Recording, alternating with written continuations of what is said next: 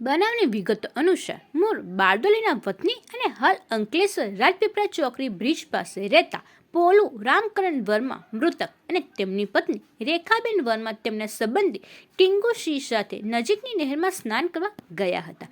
નહેરના કિનારે ત્રણેય વ્યક્તિઓ પરસ્પર વાતચીત કરી રહ્યા હતા. તે દરમિયાન ત્યાં હાજર સંતોષકુમાર પૂનમ વસાવા નામના ઈસમે દંપતીને ટોકતા કહ્યું કે અહીંયા કંકાસ નહીં કરો, બીજી જગ્યાએ જઈને કરો.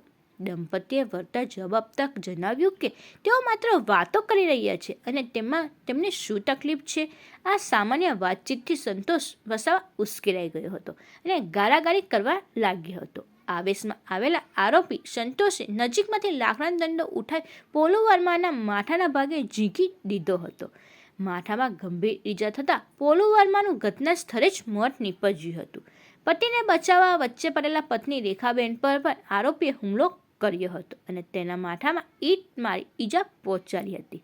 બનાવની જાણ થતાં જ અંકલેશ્વર બી ડિવિઝન પોલીસે કાફલો ઘટના સ્થળે દોડી ગયો હતો. પોલીસે રેખાબેનની ફરિયાદના આધારે હત્યા અને મારામારીનો ગુનો નોંધી તપાસના ચક્રો ગતિમાન કર્યા હતા. ટેકનિકલ સર્વેલન્સ અને સ્થાનિક બાતમીદારોની મદદથી પોલીસે ગણતરીના કલાકોમાં જ આરોપી સંતોષ વસાવાની ધરપકડ કરી જેલ ભેગા કર્યા હતા.